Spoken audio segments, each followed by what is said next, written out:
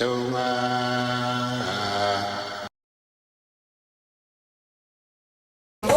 right, good afternoon, everybody. We've got a really great guest panel this afternoon. I'm just going to redo our introductions.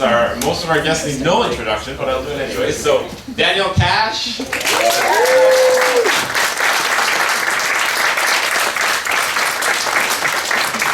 Catherine Bruhier.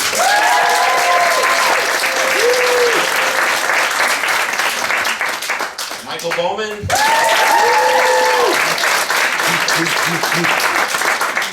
Melissis.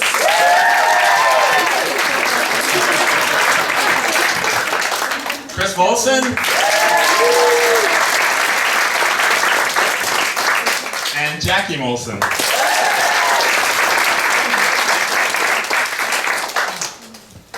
So, well, thanks for coming. Paul did that? Yeah. Paul who? Right. Oh, the warm-up act.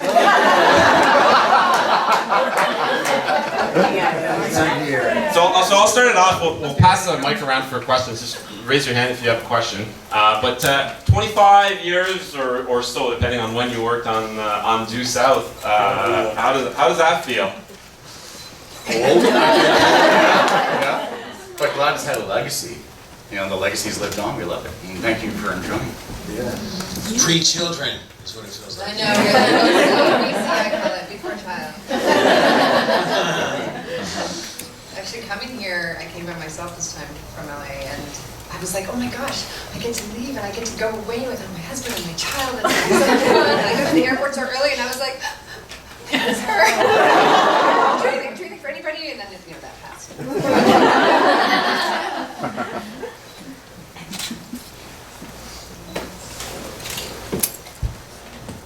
Hello. Hi. Hello.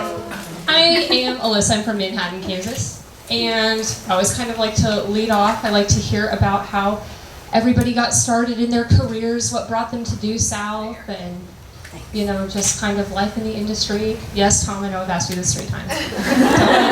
Don't look like that at me. Come on. It's funny because I know half of you guys. Why? What? How do you know these people? Oh, I did a show. We do this like over and over. Vanessa, Debbie, Stephanie, Aaron. They've all stayed at my place now. It's like an episode of Stranger Things or something.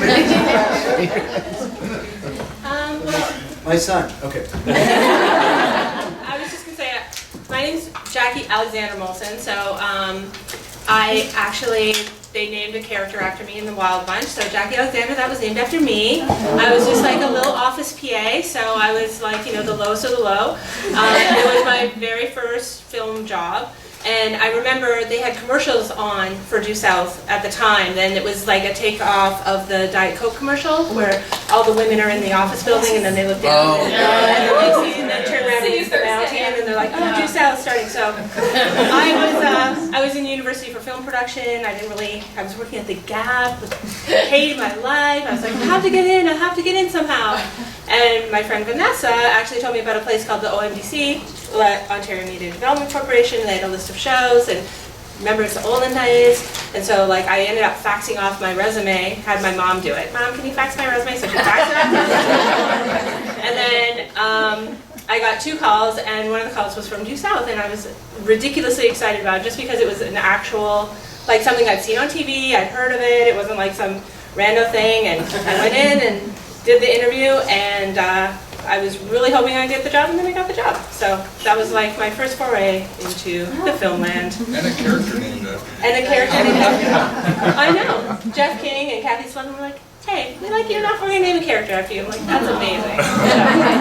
Yeah, so that was pretty fun. They didn't like me enough. I was working in commercials. Yeah, thanks. I was working in commercials, and I just want to kind of make a leap out of the shorter format into longer format. And so I was reaching out to a few friends, another person named Corey Kinney who worked in locations as well, which is what I did on the show. And I reached out to him and he said, yeah, hey, as a matter of fact, I'm starting the show called Do It Yourself. And I'm like, what? Sounds good. All right, I'm in. And I get involved, and of course there's a Mountie. I'm like, Mountie does it all himself? So that's when I met Jackie on the show. We kind of had like little, butterflies in the eyes and stuff. And when she worked up in the office and I was on set, we were like separated by this isthmus. So we barely got to see each other. But the odd occasion we passed by and I go, hey, how's it going? And what did I do one day? Oh, well, I thought he was kind of cute. He's rarely in the office, but come in sometimes. And there was so much stuff happening at the office. We had several buildings, and as an office kid, I had to do a lot of dishes, no dishwasher. It was before internet, delivering scripts, doing all these things. And I'd have to go to the post-production building, and they had no real kitchen, and I would have to go and do the dishes over there. So I was heading out to go do the dishes, and then Chris got off the elevator as I was getting on the elevator, and I was like, oh my god, okay. I'm like, okay, oh, hi Chris, hi Chris. And the elevator doors are closing, and he goes, hi Keitha. Because I didn't know her name. I passed by the desk that she sat at and said, is Keitha name? I'm like, her name must be Keitha. And so then I was just like, well, that's all my daydreams are over. Now I'm washing dishes in the pedestal sink, like getting rid of all the grime, and I'm like, well, that's it, I guess, not happening. So 25 years later. And then we've married and procreated and done all that stuff.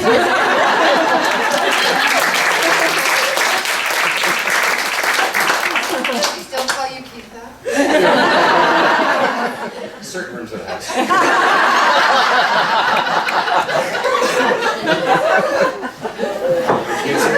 Earmuffs, Jeff. Earmuffs. Who's heard worse? What was the question? How did I get started? Oh, okay. This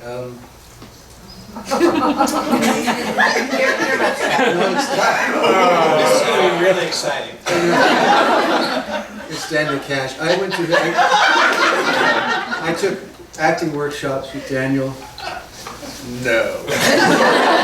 I started off doing student films. And I remember my first two.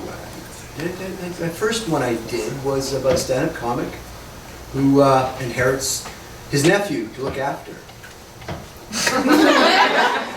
And it's one of those bittersweet things. It was a student film, and the guy at York University ended up selling it to CBC. He didn't give me a cent. And then the CBC aired it, and then after that, doors opened in terms of auditioning and such. And I was doing all these big street I think I did a commercial with you, didn't we do a Don Cherry hockey commercial? Were you in that? No. He had me there. I know we've been at commercial auditions. I remember something you said just killed me. Don't repeat it. Because commercials can be very humiliating for actors. I know too. Right? Yeah, I know. I don't either, but I show up, and they always ask you to slate and smile. And I just smile? Yeah, and Daniel whispered to me, "How do you get that cheesy smile?" It was so true. It was so true. And I thought, Jesus, guy. Anyway, but that was it. Yeah. What was your answer? How you got the cheesy smile? I said, you know what? I'm going to take a job from you one day.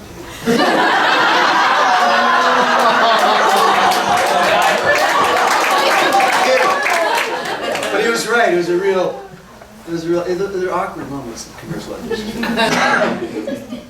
But that was it. A lot of TV doors open, and I was getting streetwise guys who talk a lot. It was a real stretch. And then that student film got me into Second City. So one of the actresses in the show said, "Why don't you audition?" I've heard of Second City, but I never saw a show. I never did a workshop. I walked in, and then I did a lot of comedy for 2.5 years touring. As some of you know, you've seen pictures of me and some of the people I work with. And the sisters are great. Do you know the Cream Cheese Angel? Oh, yeah. Philadelphia Cream Cheese Angel? Yeah. It's my sister. The sister? She's a Second City girl. Yeah. I briefly worked with Linda down there as well, so a lot of people. And that was kind of funny because a lot of people who cast TV shows were stunned that I did comedy. They're like, "You're in Second City?" Yeah. Just like, because when you start out, they tend to put you in a little slot. So, anyhow. That's something I've never shared with you guys before. Everything else, just check her DVD. So is your question how I got into what I do, which is an assistant director, or how did I get on to do so? Both. How much time do you have? All day. Well, an assistant director is basically like the management of a film set, and there's fourth assistant director all the way up to first assistant director. When I went to film school, I wanted to be a director, but graduating, I'm not going to tell you when, you can't get out of film school and say you're a director unless you're really wealthy. So I kind of fell into assistant directing because no one else would hire me. My first show was a really bad show called Mosquito Lake with Mike McDonald, the late comedian. Was Dan Radican in that or no? Yes, he was. Did you shoot that in like Niagara or something? No, Somewhere up in the woods or something. It was a studio, a live action shoot every Friday night at 65 Heward, which is one of the studios here. But my job was to pick up Mike McDonald, the comedian, and drive him to the production office, and they would rehearse for days, read the scripts, rehearse, and every Friday night they would do a live taping, and then there would be a big party in the office every Friday night. So it was a good gig. I saw one of the episodes live. Howard Nemitz. You remember Howard? Yeah. Yeah, he was a friend of mine and he invited us to go watch. And Jeremy Hotz was always the stand-up comedy comedian to Played warm up baseball the with those crowd. guys. Anyway, well, that Yeah, was fun humble beginnings, and then worked my way up the assistant director's world. So by the time, I didn't do the pilot of Due South, which was its own stories, but by the time season 1 came around, I was working with Woody, who you met in one of the other conventions. He was a first AD, and I was working with Woody quite a bit. And we had just finished a really horrible show, which you may have worked on. I worked on a lot. Very careful. It's a horrible show. Okay, that's a sidebar. RoboCop the series. Yeah, I did it too. See, that's probably where we I was first on a met. few of them, actually. There were the better episodes. Had a good time. How many times were you killed? Killed in everything I did. It's fine. It wasn't for about 20 years, but now it's fine because all the pretty boys are gone, so I keep getting killed. Anyway, the entire AD department from RoboCop went right on to Due South season 1. And I started as the third assistant director, and then luckily for me, the second assistant director, which I became for the bulk of the series, was more interested in wrapping Christmas gifts in the AD office instead of doing the show. That's where all the call sheets went. Yeah. Sometimes call. But here's a story I may not have mentioned before, and I heard Paul was out last night. Yes. There was, one of the first ADs was a gentleman named Frank Siracusa, has gone on to be the owner of Whizbang Films and the godfather of Toronto these days. He was thinking he needed a new second assistant director, and I didn't want to say to Frank, I want to upgrade, I want to be your second assistant director. And it was one night after rap on a Friday night, Paul Gross just goes, why the heck do you not just hire Bowman? Do it. And Frank's like, he doesn't want to do it. I'm like, I didn't say do it. It's because of Paul. And it was... No, well, there I was on with But that's another story, but we'll go back to one of my first days as a second assistant director, but that's a sidebar. No, your turn. How did I get into Due South? How'd you get in the business? Business.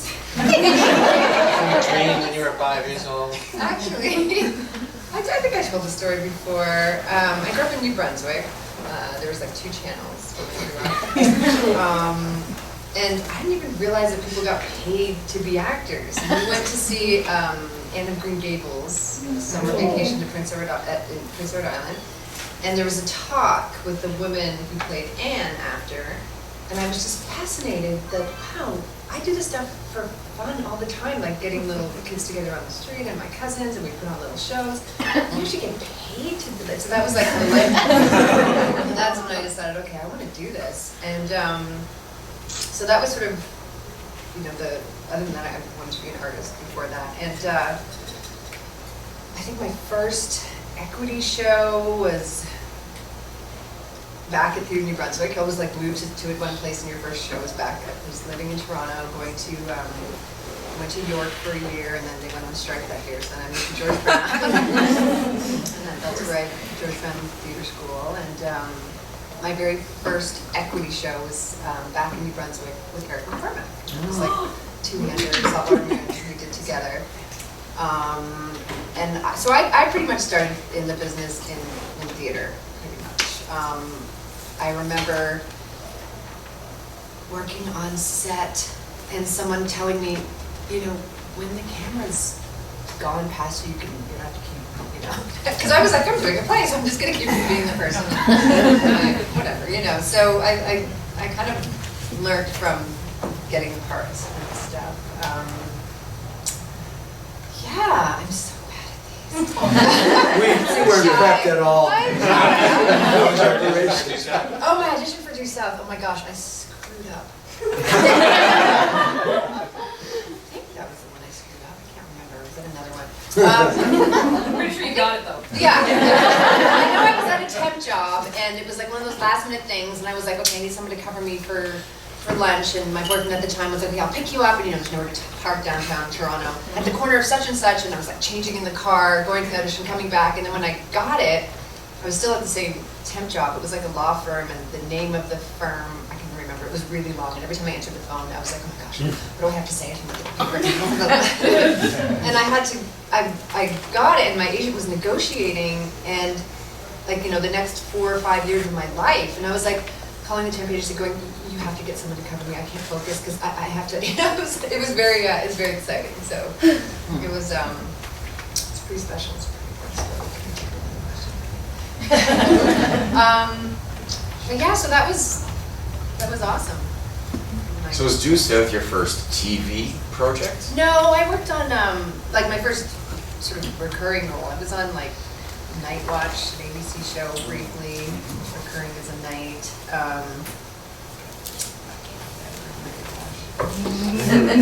I think E&G I did before. Okay. Shows before sound. Yes. We're all the same. I was in all those shows, E&G, What's that? Kung Night Fu? Watch, Kung Kung Fu. Fu, The Legend Continues. There was a couple of them. Then I also used to do host a kids show with the Polka Dot Door. Awesome. Yeah, so there's a few things I did before. Oh my gosh, that was the hardest part. That was like, because the animals, they didn't talk up, so they were stuffed animals. So we'd have to say, "Is that Marigold?" And then if you started talking after, it'd be like, "Cut! You didn't give enough time for Marigold to give her answer." What's that, Marigold? Marigolds. That's what you do on Due South. What's that,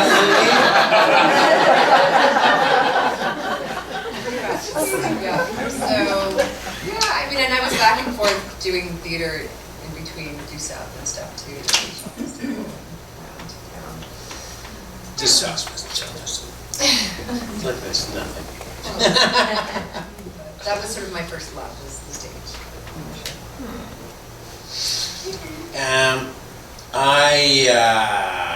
I always wanted to be an actor, but I never wanted to tell anyone. I remember I wrote my grade 10 teacher going, I was wanting to be an actor, and I'm never going to tell anyone. Because I have a famous mother, and she's a famous opera singer, Maureen Forrester, do you know the name? And so it was always a question, and my sister was going to be an actress like from birth. So I was always wondering if I naturally wanted to do it or if I'm just following, you know. And I wasn't going to tell anyone. But so I did 1 year of university, and I said, you know what, I'm going to do this. And I was actually really sad when I decided to be an actor.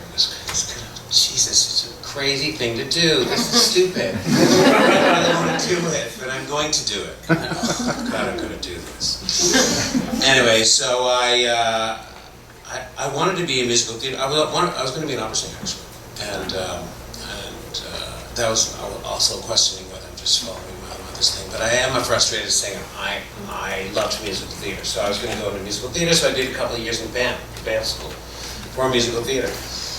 And then I applied to a school in England, and I wanted to go to a school away from here. Away from, this is another about, you know, do I really want to do this kind of thing? Am I, you know, so, and can I? So I wanted to get away from my friends and family and all that judgment and all that stuff, and just to see if I really want to do it. So I went to I got into a place called the Drama Center, where a lot of people come out of the Drama Center. Is it Tom Brody? Is that guy's name? I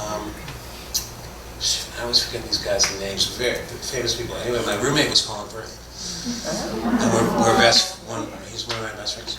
And so I got through that. It was kind of a trying. It was one of those drama schools that was very like heavy. It was the ultimate kind of 24 hours a day. You know, can you survive this? And then I stuck around England for a while, and I thought I was going to stay there for.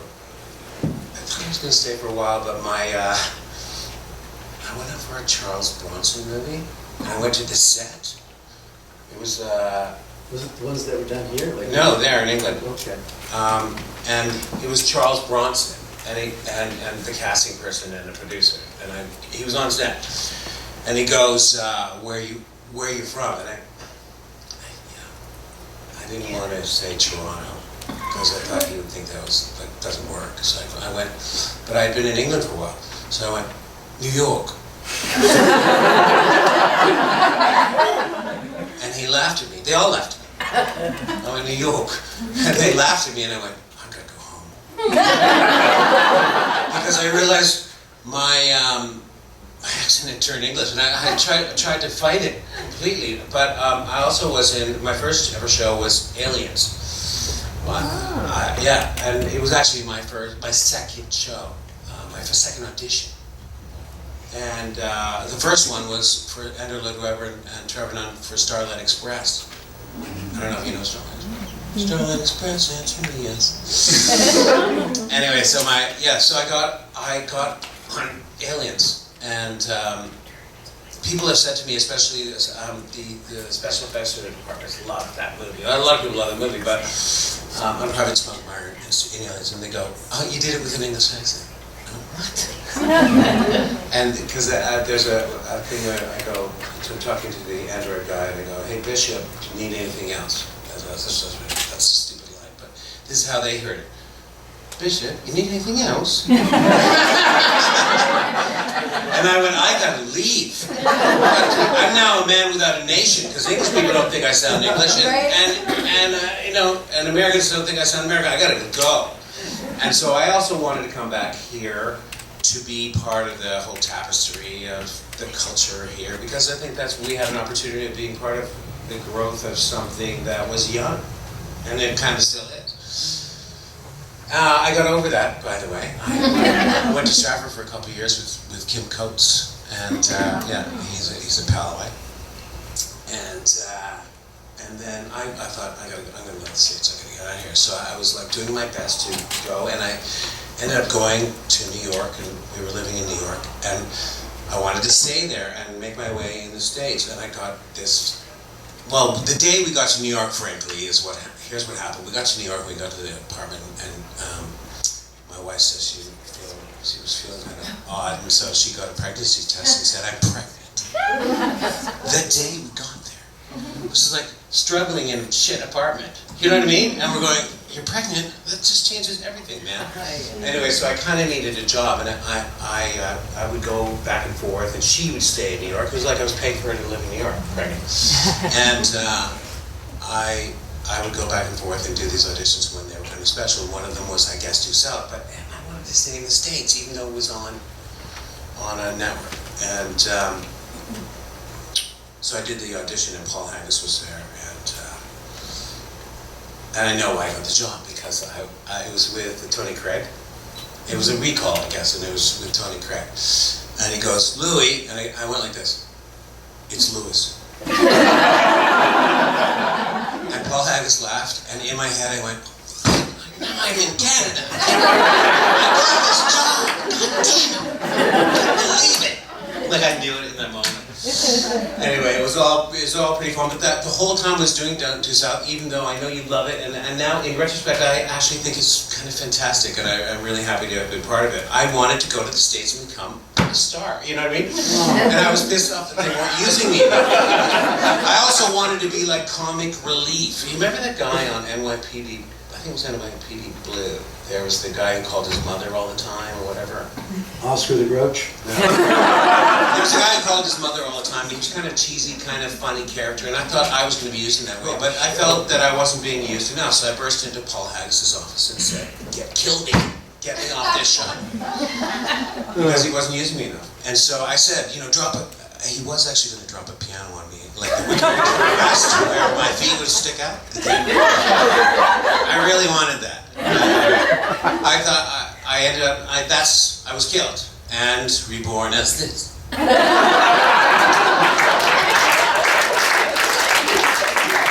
I think maybe the best episode I had actually was my funeral, which was really a good funeral. I mean, it brought me to tears, man. I also had to live my life with Tony Craig, who, we just kind of didn't get along. We didn't get along. Let me just turn that speakerphone on. You get a job and your partner in a precinct is someone who maybe you don't really get along with. We had to live our lives together. We're like, Tough. I say to Tony, okay, here's the joke. You're going to say this, and I'm not going to get it, and you're going to explain it. Here's what you're going to explain. This is why the joke is, Anyway, we really did get along, so there you go. That's some inside knowledge. He didn't mean that. That's not what he told me. Not really. He liked you a lot.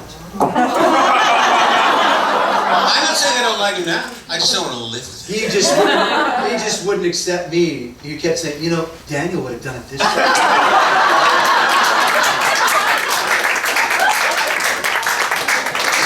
He just said you weren't happy with the show. It said about YouTube. That's all. Yeah, it was a mistake. I should have bought a house off of it. I should have stayed on it. Actually, to be honest. That's how I feel now, to be honest. But I was restless, you're restless. Okay, now I get it. It all makes sense though, actually, because Tony kept wondering when you were coming in, wanting me to adjust his call times. But you know what? It actually kind of worked for the show because I was restless and pissed off. So I was restless and pissed off on the show. You're like the Mick Jagger, Keith Richards of TV. You never came to the studio at the same time and just laid your track down and left. I had done a movie that Paul Gross wrote called Gross Misconduct. Brian Spencer. About Brian Spencer, Yeah. And my thought, whenever I think of Paul Gross, he was at my stag. And I got too drunk at the beginning of my stag, which is really bad. I think I'm allergic to scotch because I don't remember the evening. I guess you're going to tell us about it. Apparently I pulled the sink off the wall while asking him if I was okay. My goodness. Wow, this convention is just really deteriorating. But you know what? The truth is, all of us Canadian actors. I mean, she's in LA now, but he's still part of it. It is sort of one big rep company. You all kind of start together, and you're all just one group, and people pop out and so on. But we're all one big rep company. We all know each other so quite well, and everyone's rooting for each other. That's the way it goes. And your turn. This young lady over here. Hi everyone, nice to see you. Thank you for coming. You have a nice little voice. I have been on the radio, so I didn't know that was going to do that. I've been on radio and TV, so What? Tell yeah, us that's what everybody tell us how the gardener is. well, if you're on the westbound Gardner right now, you're gonna find slow down.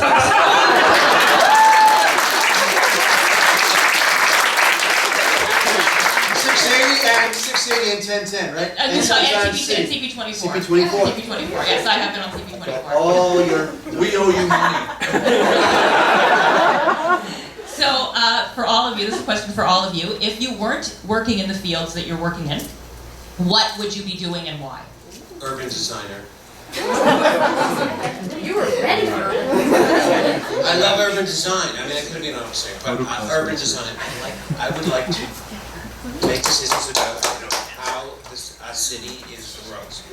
I like that idea. I like architecture. I like buildings, but I mean also the way. Like maybe we're going to get this big park that's going to be over the railway and stuff, and that's right up my alley. Like I would do that. I have to think about that. Yes. You've never thought about that? I'm ready. I'm ready. We're ready. We're ready. We'll skip you. We're ready.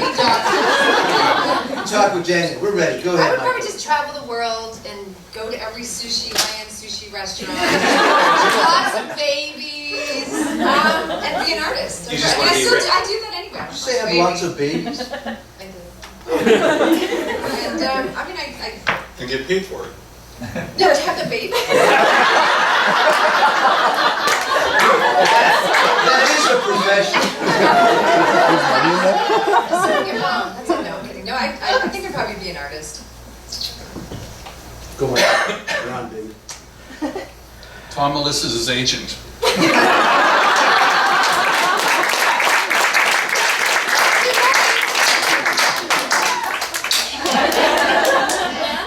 No hesitation. Oh, no, I actually wanted to do what you do. I wanted to be a DJ, radio, on air. And I'm about to do that, actually. I just spoke with a guy. It's online radio hosting for a company I can't disclose right now. Online, worldwide. Porn. That's right, radio porn. I looked at my buddy and said, that's radio.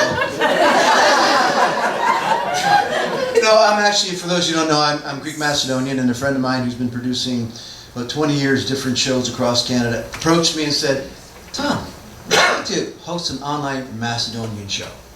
And I spoke with him, and turns out he's a legit guy. Went to high school with this guy. I don't There's like remember. 6 people you're going to be talking to in the country. And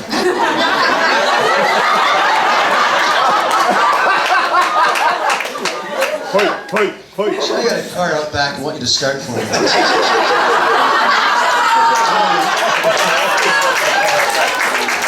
in trouble with the ancient. Actually, I have no idea, but he's done it for other ethnic groups and all over the world. That's great. So he has. I'm for his Toronto guy. He has a guy in Washington. He has a guy in Australia. They can't hear me. I'm gonna help you out. You really do that. I can see. Anyway, it's 26 degrees Celsius outside. Yeah, that's what I wanted to do. I remember talking to my guidance counselor. Do you have guidance counselors still these days? They don't, because he talked me out of it. They don't know anything. Yeah, Is there any here? He said you're gonna. Now maybe you can validate this. He says you're gonna end up in some small town like Wingham, Ontario. You got all these small towns. I love small towns, but he made it sound like it was creepy. You know, the population 100. It's just like a star in Macedonia. Yes. I love that. I'm gonna punch him in the mouth. I got my son with me. He's gonna kick your ass. But no, that's, I don't know, I just, there's something about it, about like 3 o'clock in the morning just talking to people. And then I saw Play Misty for Me, which Clint Eastwood, okay, that's not what I had in mind. Many of you know the movies. Yep. Clint. These 3 do. What? Remember? Clint. Clint, yeah, Clint Eastwood's in there. Weird. You could be the next Pontypool. In who, what? Pontypool. What's that? You didn't see that movie? Canadian No. Or the play? I wasn't even on your It's outside of Peterborough. Pontypool? Yeah. Pontypool, Ontario. It's a good one. Oh. It's a great movie. We'll talk about Oh, it. that was a film. He did a film. Okay, I'm confused. It's a town? It's about a DJ. It's a DJ that has like an outbreak happen over the air. What, acne? Zombies. Zombies. What? Zombies. Oh. My son loves zombies, right, Jeffrey? Yeah. Plants vs. Zombies is one of his favorite books. Do you have your books with you? Or any plays the games? Okay, but that's what I want to do. I'm going to take this guy up on his offer, 1 hour a week, and lay down these tracks and leave. Sounds good. Yeah? A small studio in Scarborough. Can't tell you. 1 hour you're gonna talk for, and that'll be it? Well, no. I got a card for you. We'll start it out. Both of you go for a drive. Just that.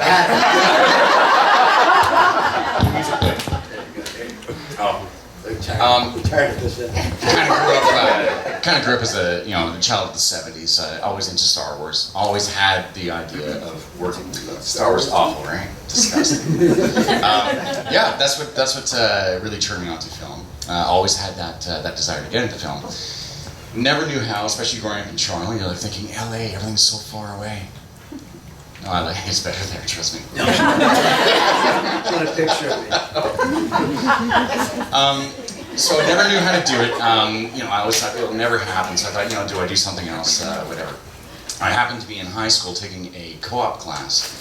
Teacher was asking everyone in the what? No, I was just looking at it. I'm interested. No, it's it was the same one I had. It was a co-op class. Oh, okay. And right. so a lot of kids are doing it. And she asked what I wanted to do, and I said I want to get into film. She said, "See me after class."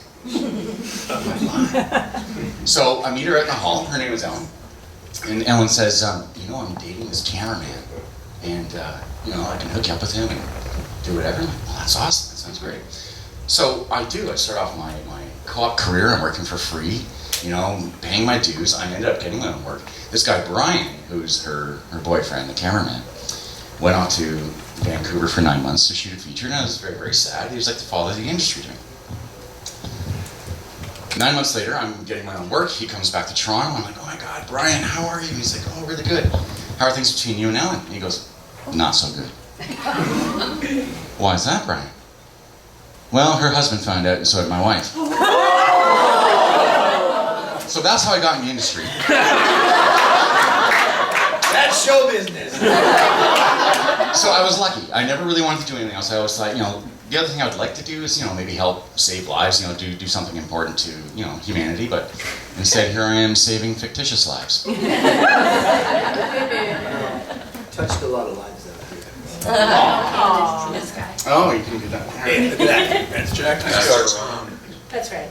No, I just, I've always wanted to be a socialite, just go out and go to parties every day. That would be that's a dream life, right? Around the world. But if I had to work and not do what I do, I think that I would love to have a pop culture TV show. I'd be a host. I'm the queen of useless information. If you have any useless information that nobody would know, I might know it. It's true. So that would be... We win at Trivial Pursuit a lot. Yeah. Love it. Just read the transcript from this panel. That's Was that loud?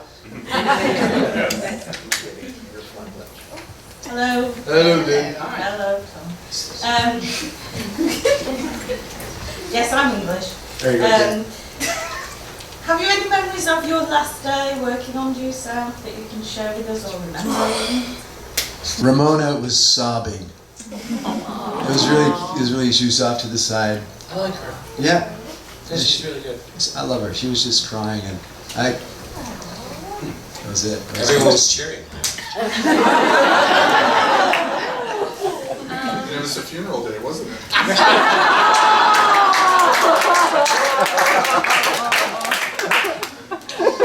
Just stay in the casket, Daniel.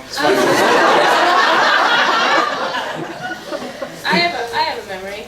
I was an office PA, so I used to deliver everybody's scripts and everything. And one time there was a big winter storm, but people need their scripts, man. How are they going to know their lines for tomorrow? No internet. It's the olden days. So I had to go out in my little, I don't know what it was. It was a neon. Was it a neon? Dodge neon. Driving out there. With bald tires. Bald tires.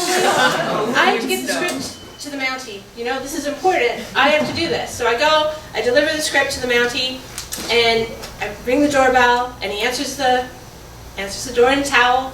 I'm just a young lady. Oh my God. Okay. And he was like, oh, so maiden, how thou go through the snow and deliver me this fine document and whatever. And then Did you have the right house? Right? I know, it sounds a little warm. And then he kisses me on the cheek, and I'm like, this is amazing. So now I go back to work the next day, and I have my PA pals, you know. So there's my friend Faye, who's PA pal with me, and I'm like, you know, I don't want to brag, but you know, like the Mountie kissed me when I delivered the script, so whatever. She's like, are you serious? I'm like, yeah, that just happened. So fast forward to the wrap party, hence the last day of work. I guess if you call the wrap party work. Last day of work, and here we are at the wrap party, and there's alcohol flowing, it's free, there it is. And now Faye has decided, you know what? I think I'm going to challenge you. I'm going to see if I can get more kisses from the Mountie than you. And I'm like, what? Are you kidding me? Like, he actually kissed me, came like organically. I came to the door, like I was permitted, whatever. Faye's like, down and more drinks. She goes up and she's like, hey, oh, so I understand you kissed Jackie. You kissed her like on the cheek and whatever. Like, I don't know. I feel like maybe you owe me a couple of kisses. Then Paul kissed her multiple times and she won. I guess she won. I felt like mine just happened, you know? I didn't have to bribe someone or tell a story or whatever, kind of pay for that kind of affection, you know? But listen, hang on. After a certain amount of drinks, everyone looks like Paul.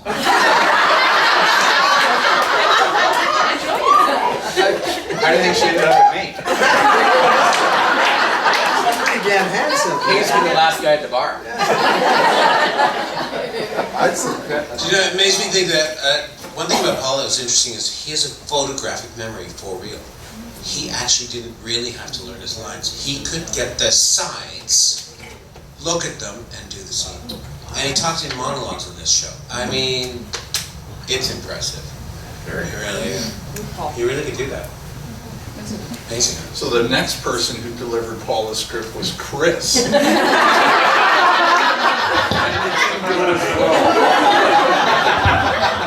There's your talk show right there. There was a towel shortage. He just said they weren't clean. He said, no.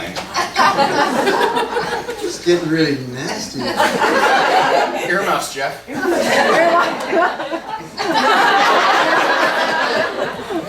Why do you think Due South is so popular in England?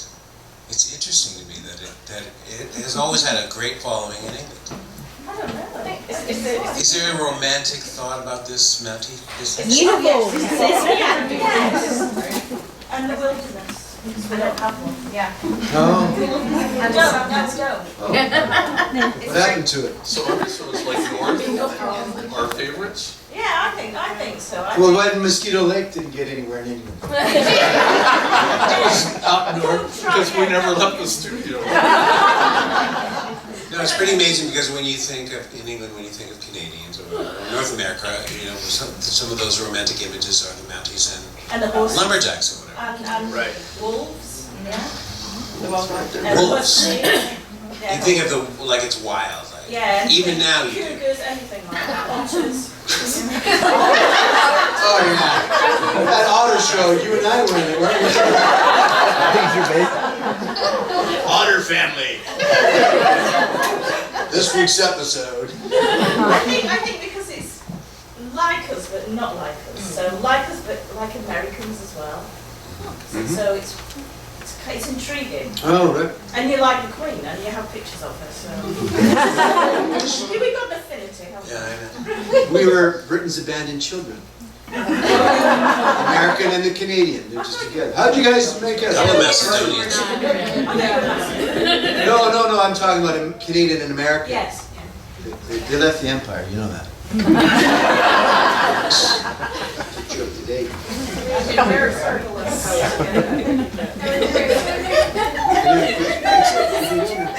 Take us back. You have a little show going on over there? Is that Judy? Yes, I love it. Judy and Ryan? Just chuckle. Oh, Hello. this is Lauren. Lauren has a question. My last Lauren day- has a phone. I have a question. I'm also from England. Oh, didn't answer. Oh. My last day was, I believe, I don't know the actual specific last day, but I know it was the episode where Elaine graduated.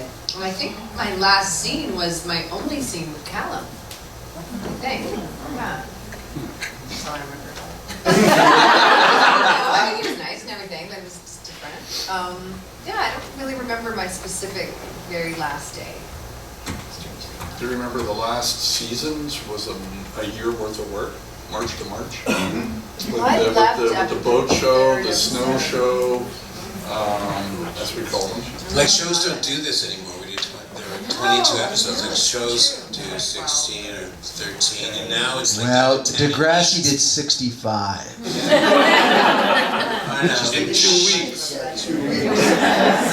That was for 2 seasons. They were on MTV. They wanted to model themselves after a Latino soap opera. They just churned it out. But if you think about it, it's really hard to write 22 episodes and season after season and keeping a story alive. It really is. I mean, it's impressive. The writers don't get enough credit. I think Paul, like, as I've gone along in this business, I really realized that, there are dramas and comedies, but dramedies, which a lot of things try to be, sort of live in the middle, and it's a very fragile place. And I think Paul Haggis actually does have a lot of talent, the way that he kept it on that fragile line, not too heavy, not too light. And difficult. Almost, it just doesn't really happen very often. And so I give him a lot of credit and respect for this series, I'm Lauren. I'm also from England, I think. Same area, Portsmouth. Lauren. Nice to meet you. My question is sort of a segue, so that was last days, but my question is about the first days. What were your first days like on Due South? Days, plural, not day, obviously quite a while ago, so. But first days, how did you feel, and sort of emotions in particular, meeting people? What were your first days like?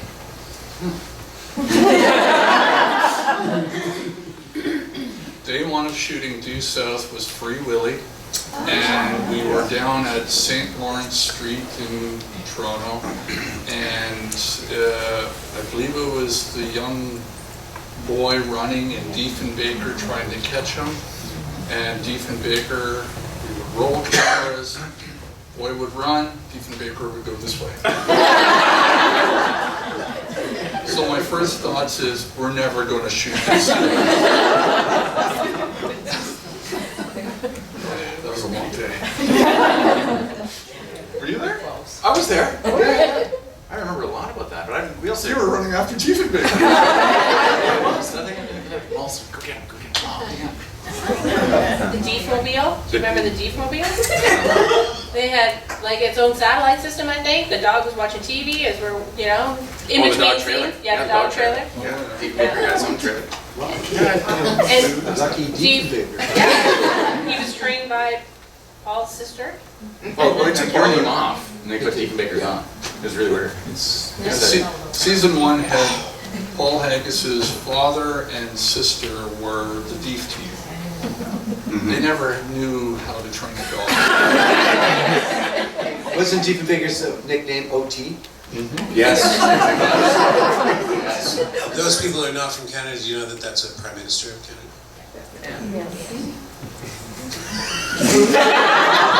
I know you know everything.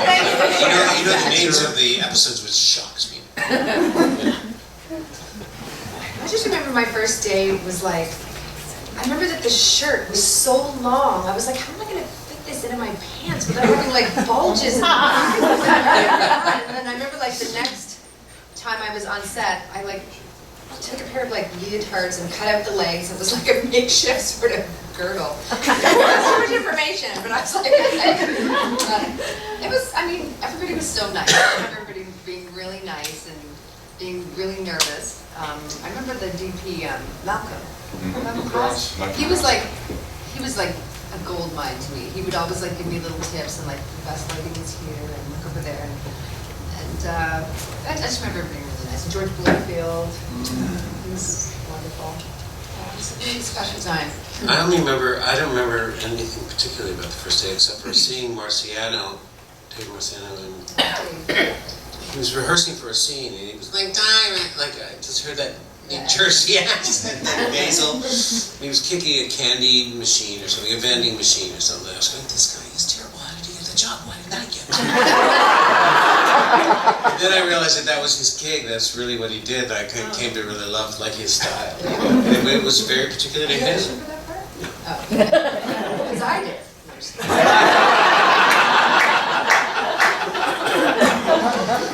No, I kind of loved his style, you know? He really, he had something really going on that. And he had hair at that point.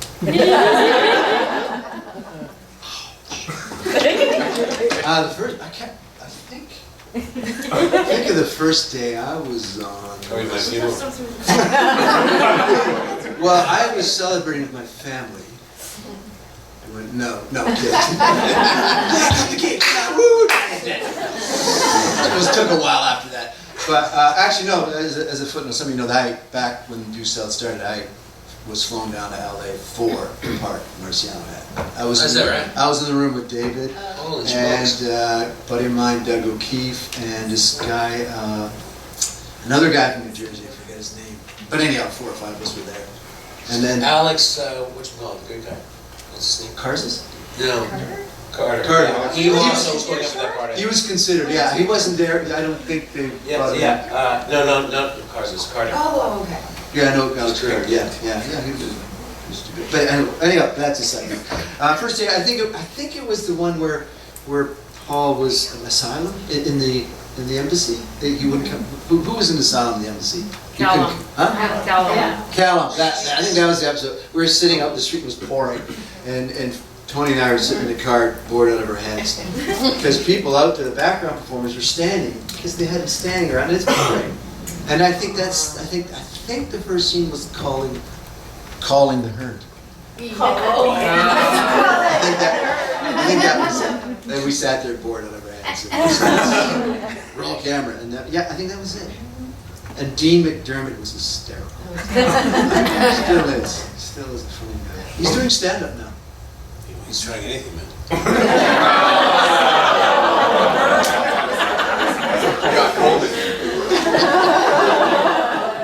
He's on over there. He's doing stand-up because we're Instagram friends. And speaking of Callum, he just sent me an Instagram request to follow me on Callum. I think it's him. 900 pictures. A lot of people we know. So I sent him a note. Is that you, really? But that was the first day. Yeah, I remember. I could be wrong. So that was my first impression. Calling to her, a lot of rain, and I felt bad for the background performers who were standing outside. Are you looking it up or something? Oh, yeah. Instagram, Callum? It has to be him because there's a lot of people that I know. There we go. And I accepted his thing. Tom, do you remember how you felt, like excited or nervous, or? How did I feel? Yeah. I felt a little awkward outside in the doorway because Dean was making me laugh. But like Dorothy, the ruby slippers. No, I can't do it. But in the car, it was cool. We started to relax. I was connected with Tony, and we got a good shot. And Tony hated me. It took a while. What else is new? I just pitched a big beach ball there for him. Yeah. No, there was that because Tony, I chat a lot, especially when I'm nervous. Just check my bio; it's there. And that's he grew to like me, and I grew to enjoy. When you were Tony hanging out, did he play? No, you slept. But because Tony's a great drummer. Yeah, that's something that I was trying to push that. I thought they should have had like a little secret. Well, they did when we went to do Mr. Smooth or something like that. Yeah, he did a rim shot, and I told the joke. Right? That's how they utilized his talent. They should have used that more. That was cool. It was good because whenever bands come to town back in the '70s, like Ray Charles and Rough Trade, he would be the guy they called, and he'd play with them. Apparently, very consistent. He's very good. But he used to play incessantly tapes of steel bands. And I loved it at first. Then I got tired. Next door. We'd share. You could hear it, and and the steel band version of "Stairway to Heaven," and all the pop. I recognize that tune. But we grew to like each other, and I chose not to invite him today. Kidding. I haven't heard from him. But that's. What was the original question? First day. Tony was great in the car. We, he used to pick on me for chatting, but he ended up liking me. Who couldn't? Exactly, Lauren. Thank you. Give her the mic. Say it louder. Okay. What was your first switch? Oh, is your first? My first day? As I said, I came from short format. It was like commercials and music videos. We'd be together for like a day or two, and you kind of, do your thing and move along. My very first day, I couldn't believe, these crews are like 15, 20 people. And I get on to Due South. These are like 80 people. There's like 15 or 20 drivers. That's right. And I'm like, who are all these people? Why do they all need it? So I was very blown away by the scope and the size, and this was obviously a very big budget show for its time. And there was a lot of people. I didn't really understand the intricacies and the mechanisms of shooting a narrative series. It took me probably about 10 years after to figure it out. But it was very much a shock to me. And what I realized is that the longer you're on set, the more of a family you do become. Sometimes there's infighting, but you always kiss and make up at the end. And that was the biggest thing to me. I'd just go from show to show to show, not really knowing or getting to know people. But Due South was, for me, 2 years, best years of my life. Yeah. Something came out of it. Well, and two other little things, but we don't talk about It's true.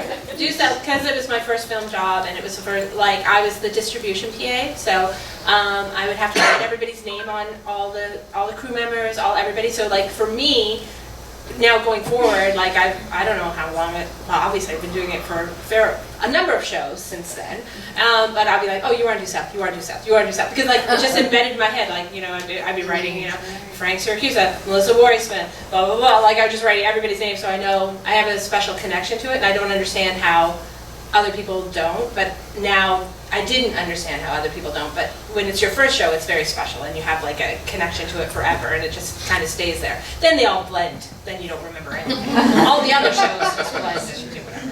But my first day, I had to go get Paul Haggis to sign something, so I had to go down to his Winnebago, so I've never been on film set or done anything now. I have to go to his Winnebago. Just in a towel. Well, that was a little scary when he showed up in the towel. I was like, what? I'm not expecting this. Is everyone like this?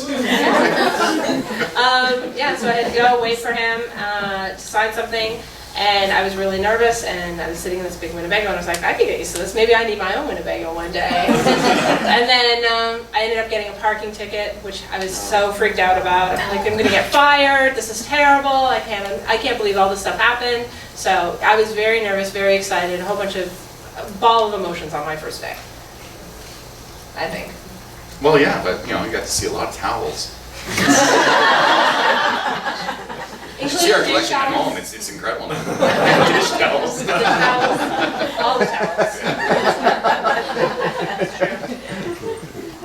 One thing about season 1 of Due South that you must remember, you two, is the fact that we did really long hours.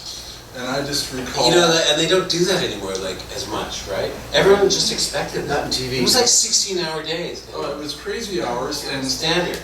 And it was because obviously CBS was on board, and I remember we shot a Saturday worth of material at the studio that aired the following Thursday. That's right. We used to send a PA, one of Matt Jackie's. Weinstein had to fly the tape down till it would get on TV that night. He'd fly down They 4 flew o'clock. to- Really? Yeah, so he... Land on LaGuardia. So people were just editing 24 hours a day. Yeah, and then he literally, they're like, here, it was a relay race. Here's the tape. Ran to the airport. He flew to get it there on time so it would air on time. It's so weird because it is a much more tactile world. A lot, it's by foot and everything. I mean, we've basically forgotten that. Yeah. We didn't have cell phones back then. But our it seems walkies were like insane. this big. We'd walk with punches and stuff because our walkies were so heavy. But it really was. It was it was really just on the verge of all that. Yeah. But still was completely... I didn't have a pager. I was on the cutting edge. Chris, you're actually mistaken. I had a Motorola brick. Yeah. Oh, well, you're a second Canadian. I was weighed perfectly on both sides. And when we did the snow show, I had the suitcase satellite phone. Oh my God. Oh, I remember. Yeah, that was. Wow. Oh, wait, someone's calling. Put the Wow.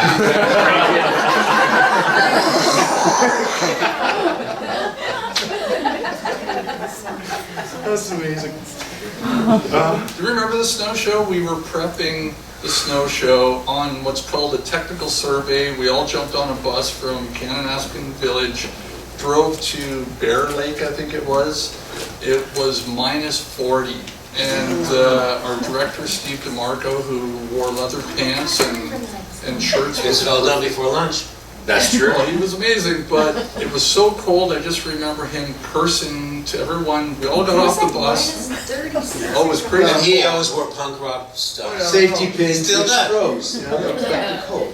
But it was so cold, he basically said, okay, the conning tower comes up here, they fall from the sky, everyone bleep, bleep, bleep, back on the bus.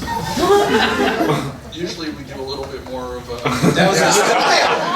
That was his Mr. Decisive, right? I don't even think people were busy or getting off the bus. You know, like, the last 30 people were just getting off the bus. It's just, But the funny thing is he did well with that too.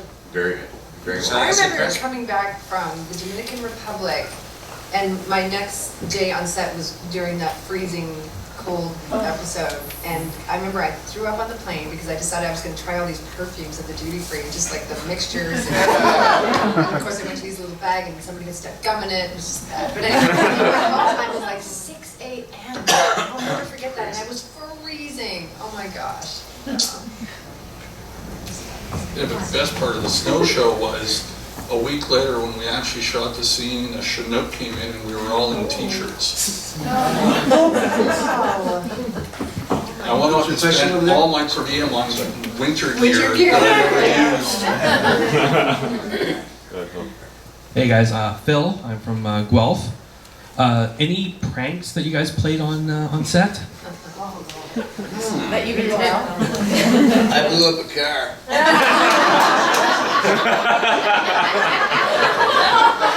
No, I didn't. Sorry. I just remember the penny hide, and we were talking about before, where they would always hide a Canadian penny. I don't know about that. Right, yeah. I don't know about that. Yeah, like it would always be some, I think Paul initiated, it'd always be somewhere in the shot. Maybe you'll see it, maybe you won't. Honest ass. Yeah. Whatever, So yeah. let's just put this here. Franks?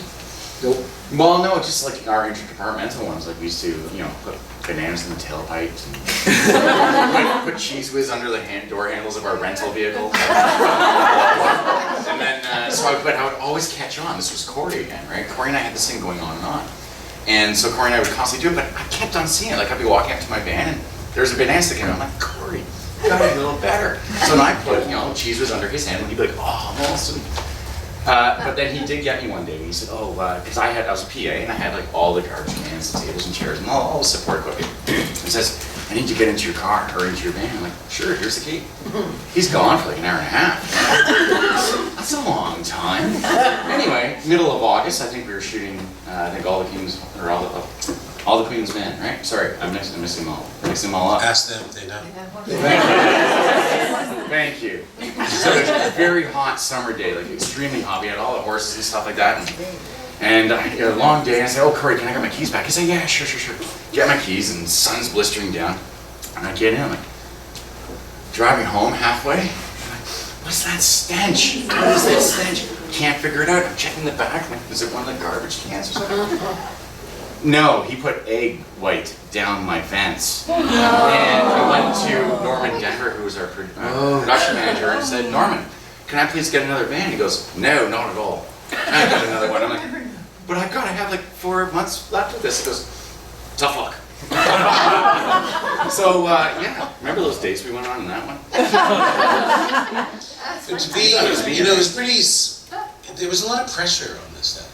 It was actually like, I don't remember it as super fun because there was pressure. It was hard, like work hard, it's like they were very serious and all that.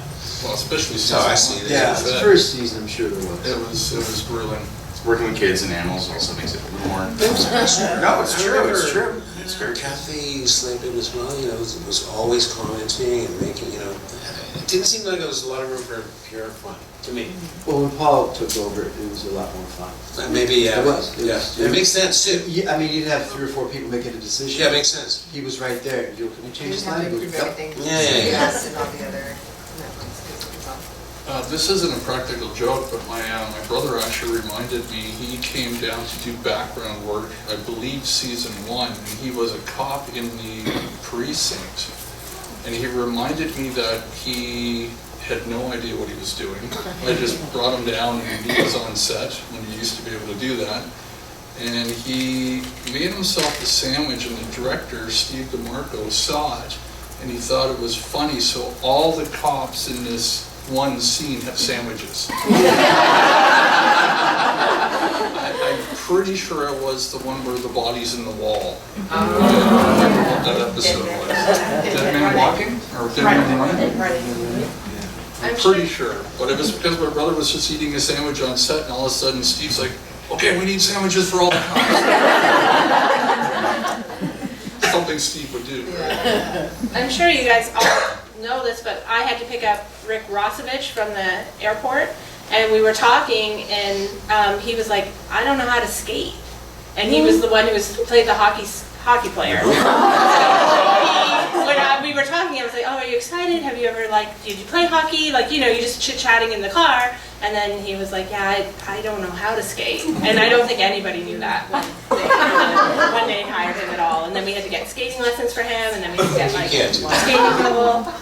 You can't have okay, we'll give you skating lessons. You can't do that. No, you wouldn't have. You certainly wouldn't be able to be a pro hockey player after a lesson or two, I don't think. Maybe you're that good an actor, I don't know. I wouldn't be able to do it.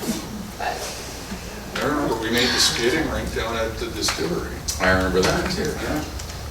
The distillery, the lost set. That was used so many times. It's been in almost everything. I know. It's been in almost everything. That was, and now you guys have all been through the distillery, you guys have all done the tour, you know where they shot all the stuff, beautiful. It was so used to so many things. Relic Country. I did an episode of Relic Country. We still do. Goosebumps. It's the very beginning of X-Men. It's the, it's the... I was like a 40s or 20s company, a factory. It was so good. Okay. We digress. Hi, I'm Vivian. I'm from Chicago. And my question for you guys is, what was your most spectacular blooper or mishap? Either funny or not so funny or both? Wow, that's a good question. let us think about it for a minute. Yes, go ahead. It wasn't my finest hour on the show. But it is it's one of those memories that I love because I told you the story how I started as a third assistant director, became a second assistant director. My job was, as we're shooting Tuesday, I would be prepping Wednesday. I was working with Frank Syracuse, he was the first AD, and there was a scene, it must have been in the consulate because for some reason I remember that. We get to the scene and we had wrapped Gordon Pinson, dead dad. And my mistake was not making sure dead dad was in the final scene of the night. Gordon had been wrapped and he was at home.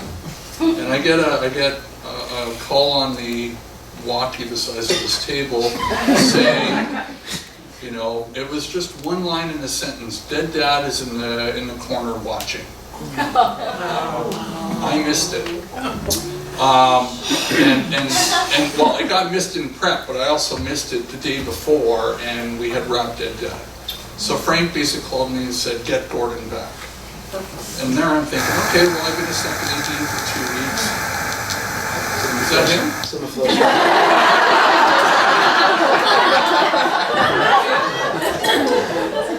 This is the best part of this story, though. Gordon, who loves his scotch, had been home for maybe 2 hours and was well into his scotch. So I'm like, Gordon, Michael, I made a mistake. Don't worry, Michael, I'll be there in an hour, or in a half an hour. And he jumped in a taxi and he was there, back on set in 20 minutes. Wow. He couldn't stand for the scene.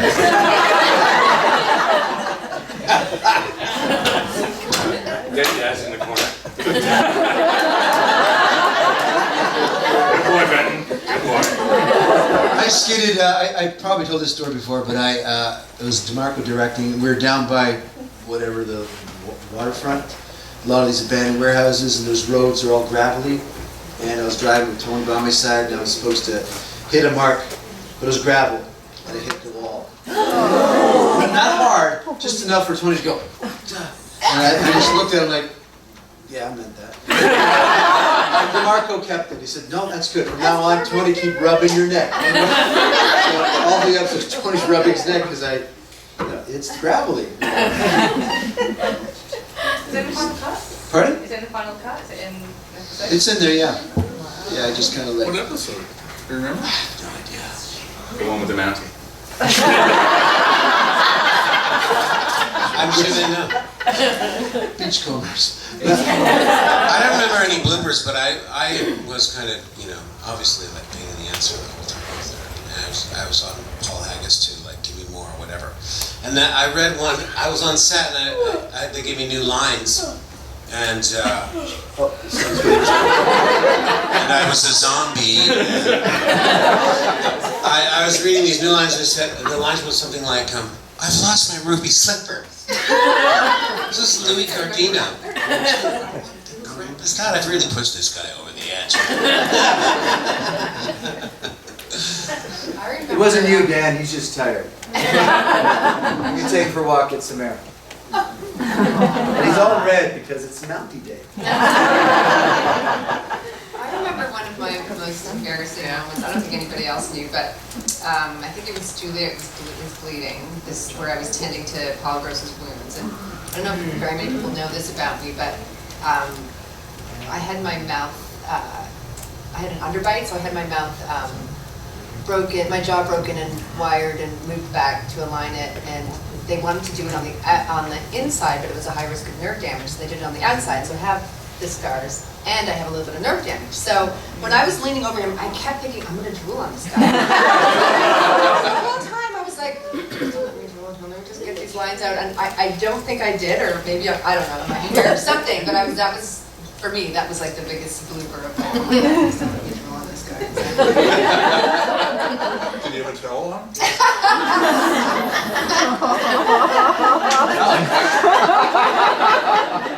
So yeah, if I ever have like, a piece of rice on my mouth or something, just tell me. just be like. I don't think I have any. I can't remember any. Well, there was that time you were supposed to set up the lunchroom and you didn't. And then you called. I had to bring that up. So then there's that's not my department. I'm office PA. Like paper clips, I'm your gal. Like I can photocopy like nobody's business. I know what's going on. But he's like, Jackie, can you please help me? I have to set up this lunchroom. It's supposed to be ready. And because that's right. Yeah, we were making the move from the Dundas and Peel area back to the studio. And we were like, back in those days, I had to stay back and clean all the locations and sweep them off. And like, yes sir, no problem. Meanwhile, the whole crew's back off over there, and they're without lunchroom. So I called for a little help, but there was no cell phones. Yeah, no cell phone. I had to send rapists. You were at click, you're at the payphone, you call the office, can I talk to Jackie? Like, I don't get calls at the office, I'm just like the littlest person there. I get this call, what's up, can you help me? I don't want anyone to know I fucked up, I messed up, I was supposed to do... He's gone. So. I was supposed to set up this lunchroom. Can you help me? And I'm like, I don't know, okay, fine, I'll meet, where? Meet me by the fire escape. Okay, so I have to go meet him by the fire escape, and now they have folding tables with little handles, and it's just so convenient. Back then, they were the large wooden tables that were like super heavy. Like this one? Yeah. Yeah. Yeah, like this one. And then I had to help you carry it out. This was the fire escape. I carried tables out the fire escape. Well, yeah.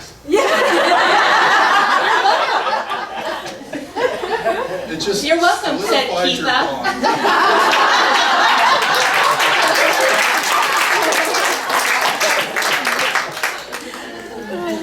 She married me. Take it on the road. Take this show on the road. It is so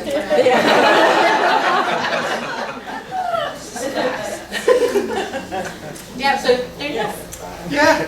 Then there's my side. That's That's right, you're supervising as I'm carrying the heavy tables up. You gotta bend it a little this way, you gotta do this, like whatever. You're doing it all wrong. No, to the left. Get down and start again, start again. No. Which is to say, you were the one on the bottom. That's yeah. Pivot. Oh, look at the time. Next question. So, really interested to hear about filming locations. One of the things that we've done as part of this convention, we've gone through the distillery district. Tomorrow morning, we're doing a walking tour of filming locations as well. Interested to know about some of the, the most challenging or the most interesting filming locations that were used for the show. Well, you said Kiel and Dundas, which is the junction. Back in the old days, it was all fire escapes and everything. And that was Benton Fraser's exterior location. Prison Park? Prison Park, yeah.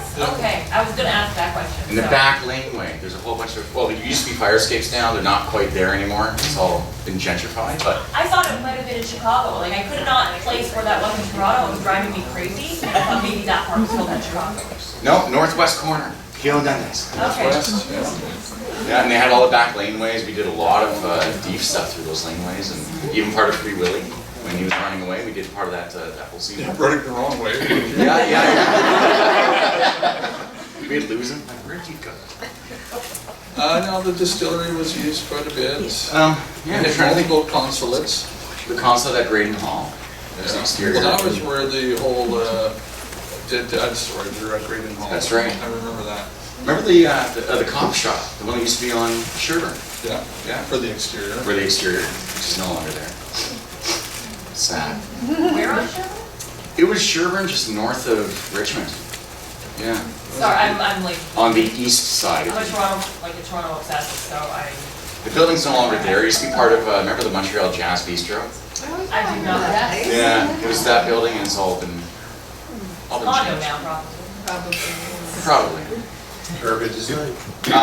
That's a great question. I'm trying to think, like, we actually maximized a lot of the areas within our own studio, which was at 940 Lansdowne in DuPont, which is now what? What did you say before? Condos. Metro. Yeah, Metro, that's right. So we had The train always used to go by, right? Yeah, I remember Really that. screwed up his shots. And I'd be like standing outside. It's a terrible sound. And Frank or Woody would be like, or even Michael would be like, Chris, can you just let us know when the train's coming by? Like, okay, so I'd be standing up there in the freezing cold or warm, and I'd be like, I think I see something, it's blizzard, I can't see anything. Is that a light? No, oh. And it'd be like, 15 feet away, I'm like, oh, it's coming. I remember season 1 when the cop shop was on the wrong side of the tracks at 940. Yeah. And every time we were there was an apartment building across Lansdowne that would open their window and put a massive speaker out. And just blast music because they knew we were there. Well, no, and then they would go over and give him a case of beer or pay him off, and he would shut his window. Yeah, that happened. The boat show. I still remember the boat show. The boat show. Oh, how about the train? Well, I never did the train episode. Oh, so 2 weeks on a train. It was lovely. Actually, here's a great story. I like this one. Because, we work with actors, we work with people, we're all family. We don't really, I don't really get too starstruck or whatever. So we're shooting on this train. You haven't seen the Mountain in a towel. That you know of.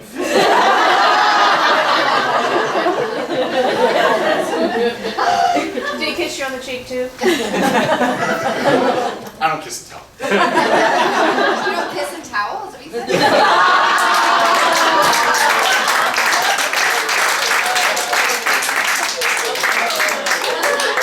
I need a minute. We all need a minute. Yeah. So cold before, now it's so hot.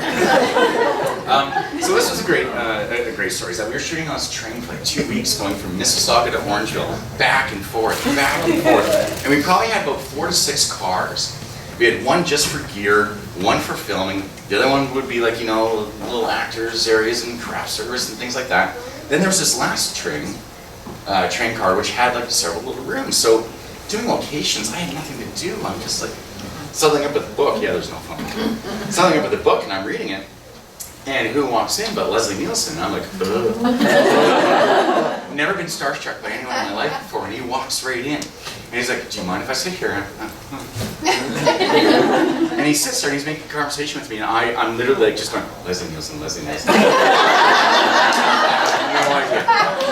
And at the end of it, the guy was such a gentleman. He was like, I said, you know, could I possibly get in back in those? There was no cell phones for photos. We had to do Polaroids, remember? You're not supposed to shave apparently. Oh, really? Oh, that's why I didn't turn out so well. So anyway, so I'm trying to spit out, like, can I get my he goes, can I get my picture with you? And then literally, I should have brought the photo. Oh, yeah. It's literally like the photos being like,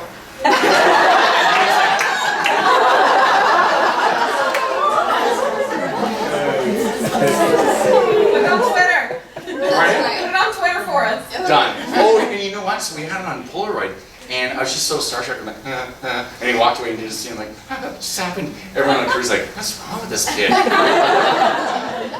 And then so I put it down on the craft table, and someone put a coffee, and the heat from the coffee burned like just a corner, but it's memories. We can put it on Twitter. Oh, totally. When we get home. Can I tell you my Leslie Nielsen story? Please do. I worked with Leslie on a bait commercial maybe 2 years before we did Due South, or when he showed up on Due South. Probably one of my only commercials I ever did. And of course the whole whoopee cushion and the whole Leslie Nielsen. That's right. Okay. But I did introduce myself. Hello, my name's Michael. How you doing? I think I drove him, maybe. I can't remember what I was doing on this commercial.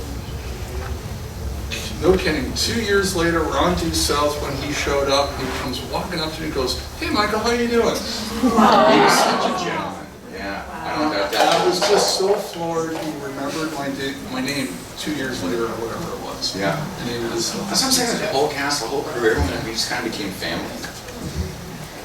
It was very, very special. I love those 2 years. Remember the boat show where we were on the Bounty and you know That was third season. in the you weren't there? No, that was third season. You're looking. Well, no, we're on a boat in the middle of Lake Ontario. Where do you have lunch? Where do you feed a crew? On the island.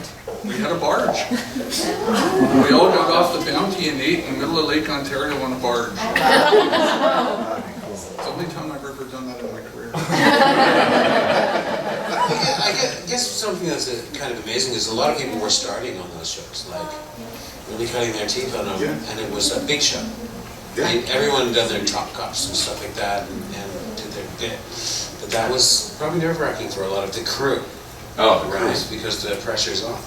And a lot of the crew had moved up, like a lot of the keys were brand new, and a lot of people did cut their teeth. And it wasn't like a super busy time of the year. It was like, you know, for film, things were just ramping up, but there was a lot of faith that CBS and everyone else on the show put into these people, especially the second unit. They're all You know, there were so many years where we'd watch TV or whatever and go, God, this is so Canadian. But that show didn't look Canadian. Not at all. So I guess a lot of people learned a lot of that. You know, about that. Maybe it's just money, maybe it's just the amount of extras or whatever, but a lot of things, a lot of elements, right? For sure. Which is, you know, we've grown to be a production group now that can handle the best of films, and it's things like that started. There wasn't really anything before that was on that level. Not really. Not that I can think of. Like but a that was TV like the show like that. First network show, I think. It was the first Canadian high quality. show to air on a U.S. network in prime time. Right. So, After we've finished shooting 4 days before. Yeah. Any other questions? They're all asleep. One in the corner. We heard stories about Diefenbaker, Lincoln yesterday, and you alluded to some of that today where he would just take off and nobody knew where that was. Any other Lincoln stories? what about the parking garage where they were trying to get was it? Well, yeah, we were shooting on Melinda. I don't know if that was you. I think that was second unit. We were shooting second unit with the dog and all the stunts with the Bruhier and things.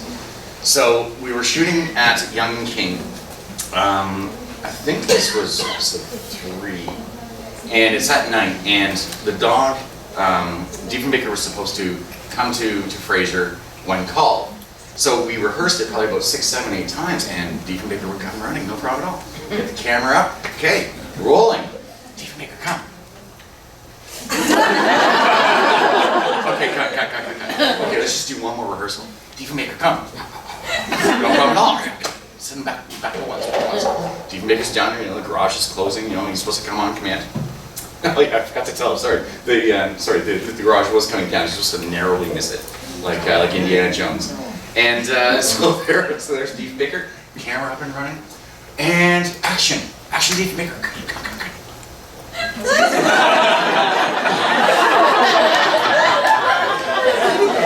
And he went off, but we had Diefenbaker and Lincoln, and there was one more that we had. Thank you. And all of them had their own idiosyncrasies. Well, again, season 1 had a different Diefenbaker. Season 2 is when Rick Parker started. Correct. Right. And that's the Draco years, and it got better. Because Rick is a real trainer, and we had a fighting chance. Was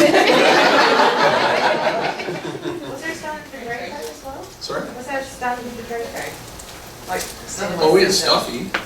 Yeah, we did have Stuffy. So we had the Stuffy Dief. So what are you working on now? Any projects coming up? Can see you in?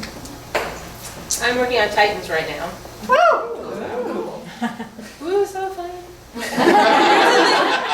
Like you were saying, it just gets harder, right? Like with Titans, superheroes, they don't fight in the day, guys. It's like all night. It's lots of action. It's lots of, it's a pretty big show. There's a lot going on there. Yeah. Tony's in that. Tony Craig, season 1. I'm a season 2 lady. I'm on Grand Army, which is a Netflix show. It's kind of like a bunch of kids in high school. Yeah, I'm gonna put the Who is the musical? I don't even know. I don't know. That's sad. I should know these things. Michael? What are you doing? You know, I'm on In with an E on Netflix. We're about to finish season 3, of which Daniel. I'm in a couple of seasons now. A couple seasons worth. Pawnbroker. With the company accent, which is why it's fun. I don't have anything coming up. I just did an episode of Baskets, which was a really fun show. But I am developing. You miss me? Excited about that. Are you coming back, Tom? I just finished Bad Bloods. Season 2, not season 1, season 2. Season 2. It's really well written with Louis Ferreira, who I know is Justin Lewis, and Kim Coates, and it was sold to Netflix and it was done really well. I'm on a couple of things that you're not allowed to talk about things anymore. I'm on a superhero thing. We don't know. Umbrella? Huh? What? And I also just got a Ubisoft thing, which I'm not allowed to talk about either. But both things are good, and the superhero thing is really fun, man. I think hopefully it works out, because you know what, my son is a superhero freak, it's like the classic superheroes, and he doesn't like new groups of superheroes, like he just can't really handle it. But this thing was, I'm not supposed to talk about it, but it was written, but it's very well written, and hopefully that'll last, because that would be really fun. I'm on daddy duty. And Macedonian radio show. No, there is a web series I participated in long ago, which could come back, called Tokens. Tokens on Call. It's pretty funny, but it also sort of shakes up the networks in terms of how it approaches the business. It's about diversity quotas, and it's about a casting agency that handles nothing but people who are not white. And it's like Not white? Non-whites, Asian, black, all, and basically It was, the concept was by accident, because the director and writer, Winifred John, who used to be script supervisor, since becoming a director, and this was something, somebody had a conversation about, I'm not sure if I can make it tomorrow because I'm waiting for my call time, and somebody said, you on call? Actor's on a call. And then she realized that'd be a great concept, in which if there was a problem on set, they needed someone who wasn't white, they'd call this agency, and they'd send whoever it was. And like in the episode, one episode was about, they actually shot at my wife's dance studio. They needed a ballet teacher, French. So in walks this hulking black guy. And they sent him, and he said, come do this, all right, ladies and gentlemen. And so it's kind of funny in its own way, but these people get in these situations where they just don't, but the productions have to meet their diversity quotas. So it's called tokens on call. Yeah, now, these days, 6-minute episodes. These days, Due South would have been like, you know, an Asian person in a Mountie suit, and because that's happening these days. You know, it is. I mean, it is what it is. But this show has a very comedic take to it, but at the same time, it has a little teeth to it. So yeah, they're just 6 episodes on YouTube, and I play, if you can believe it, a condescending TV director. I'm actually about to do in a couple of weeks, I'm doing a scene with Tracy Ullman. Yeah, the thing called Miss America. Which is really great, because I actually had worked with her before in 1983. I was in the workshop of the Starlight Express musical and she was in it. She was in the workshop, so I think that's really funny. But I'm looking forward to working with her, because she's fantastic.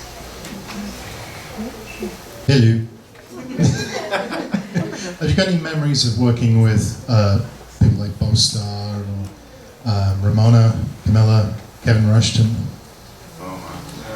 Every time I heard Ramona talk, I just like totally buy it. You know, when you see certain actors and you go, I just buy everything you do, man.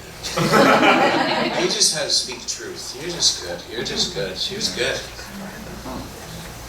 I love Bo Starr. We were talking about him just sitting in his, him and his brother just had that New York thing going on, and just without an effort, he just sat in that authority position. And I don't know, he's just great. I love that guy. He's lovable. Does anyone know if he's alive? He's not. I know he was ill. Did he pass on? I thought he might.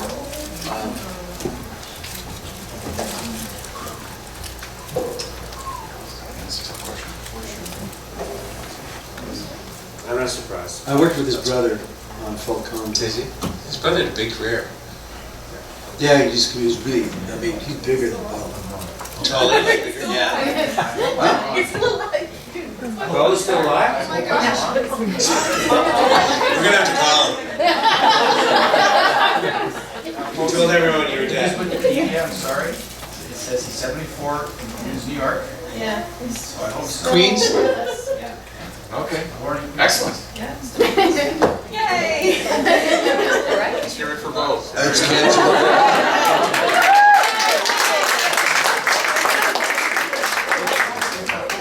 I was thinking Blue. Yeah, I played for the Tiger Cats. Played in the CFL. Played for the Tiger Cats. He was on a show that, I don't know, talk about Due South being a landmark show.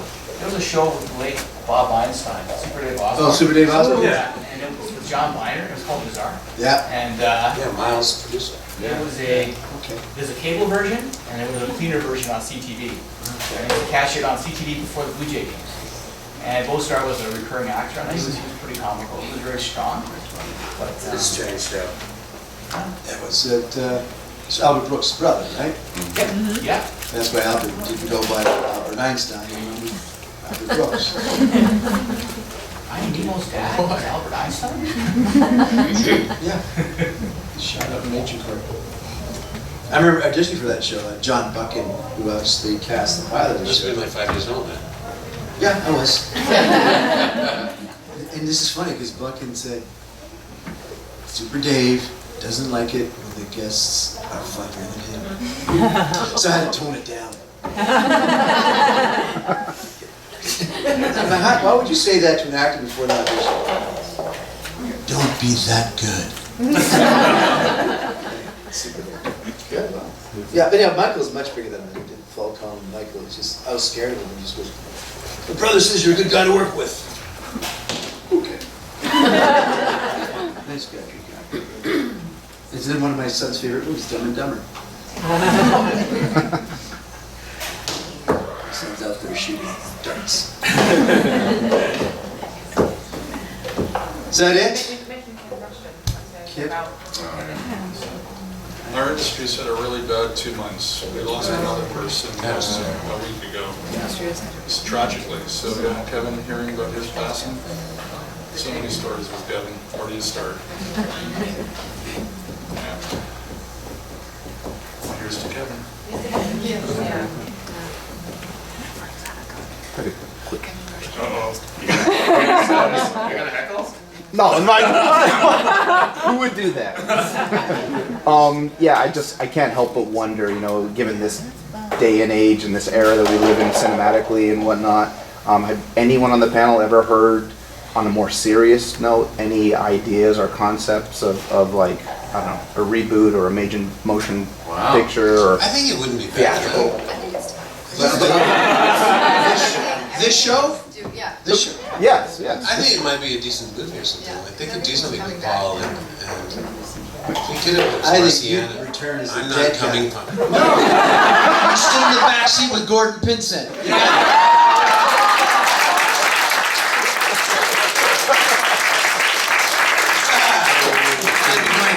I feel this chill. But seriously, you'd be great. One day, scale 3. No, I think that would be neat, actually. That could be something. It would only appear Paul, to listen. Tom and What? Pardon me?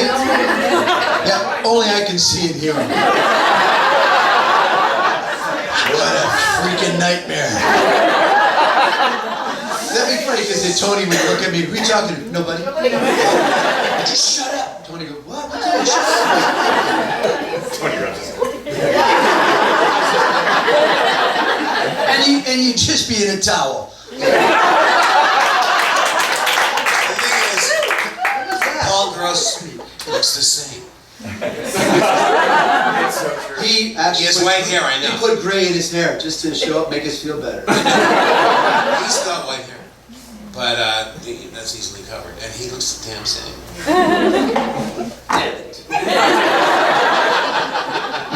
Maybe that's the story. The new Diefenbaker goes to, we don't know who, but it's dead movie. It goes to dead movie.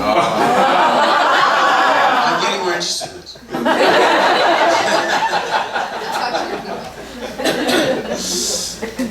How is Paul?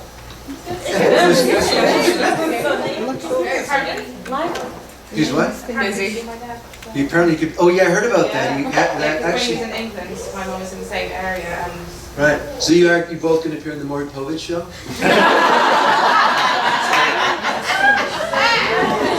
Yes, your father.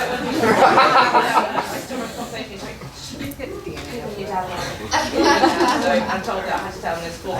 She was here, she was and he's like, still couldn't speak to it. So sadly, I'm the guy that has to keep us on time, but they're not leaving yet. But we have a special video to show. Before we do that, and we set that up, John's going to say a few words actually from people that could not be here, but want to wish us some good things. Yeah, I think I mentioned this last night when we were playing Jeopardy, but many of you weren't here. Been chatting to Callum, my bestie. No. He's in Scotland at the moment, so he's in Scotland. So his Instagram photos of him looking very wet and miserable to camera. Been sending him pictures and updates, and he's following us. He's following all the photos, and he's very sorry he missed it. He sends. There's a message here. Thank you kindly. Wish I was there, and thanks for being a wonderful part of my history. From the heart, and a little heart emoticon. You all set? Yeah, I think we're set. Okay. You're standing. Megan, can you bring my son in here because he was asking if there's any videos? Yep. Hello. Paul Haggis. I'd be with you, but I'm off around the world raising money for our charity, Artists for Peace and Justice, for the kids of Haiti. But I can't believe it's been 25 years since Due South first aired. That's wow. It doesn't feel that long. It feels still very fresh to me, and my memories do as well. I had a wonderful time creating Due South and shooting it and writing it and working with the actors and the crew, all of whom I tortured endlessly, way too hard, because I don't know, because we wanted it to be great.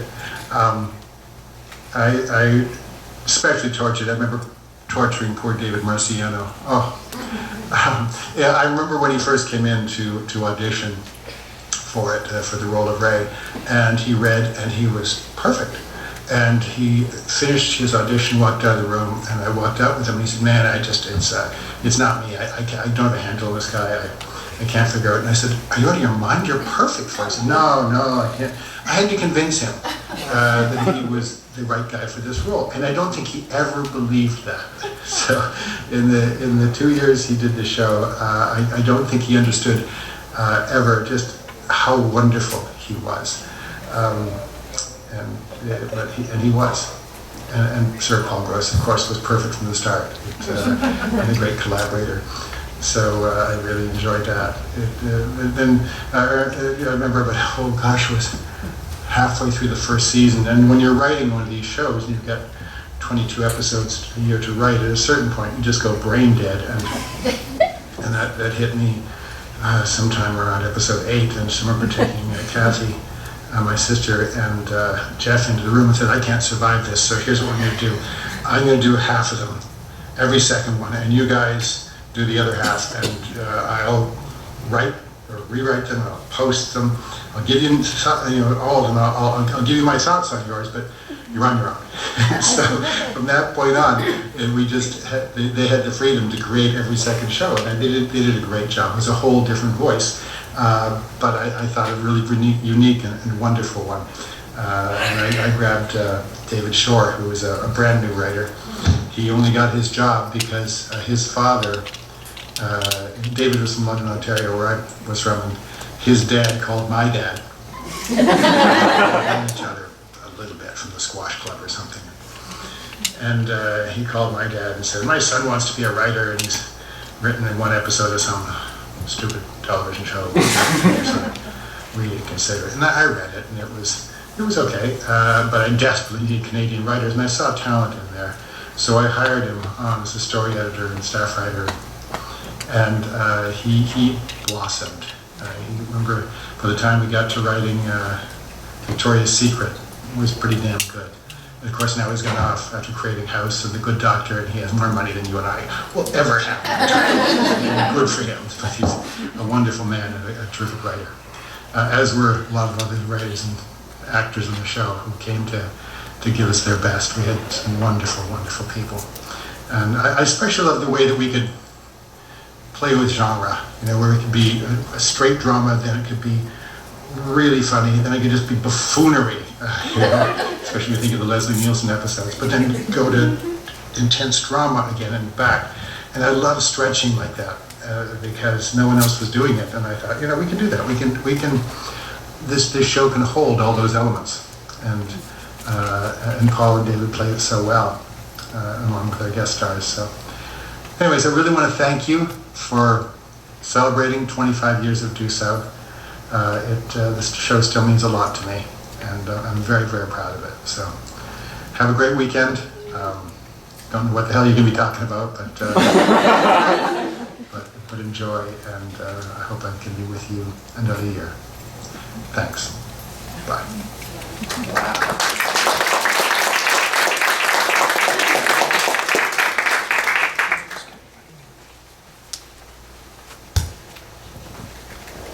All right, that was pretty. That was pretty cool, and big Big thanks to John for incessantly hassling Paul Haggis to get that video. Exactly. So our guests aren't leaving us yet. Many are coming for dinner tonight, and many are going to be doing autographs as well. So big thanks for that. But we're going to do our thanks to you right now because you're all together now, and we've got everybody here as well. So we really appreciate you coming, taking your time to come here and talk to us, and let us know about your experience on DoSouth, what you're doing now, share your thoughts on the industry, and just generally being funny. So there's two things that we have for each of you. So first thing is that. Everybody here has signed a little poster for each of you, and just to let you know how much we appreciate the fact that you come here. Jackie. What'd you get, A+? Michael. This is better than Leslie Nielsen's. Daniel. That was Scooty Blank.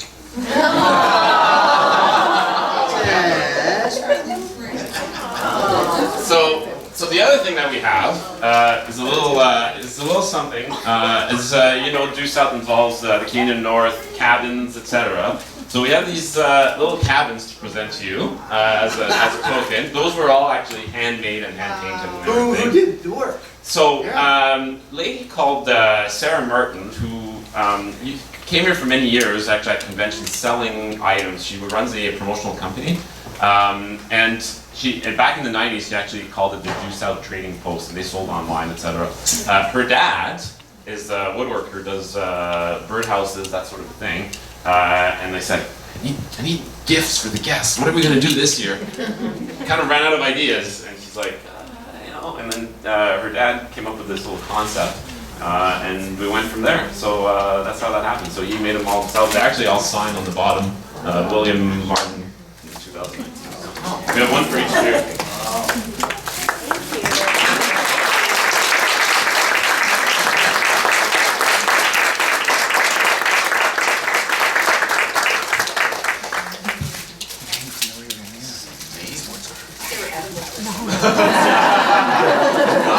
You didn't put a sign on there. It's too small for Goliath. Yeah. Fathers have a chance to see this? Like, can I pass this around? It's Airbnb. Stop by.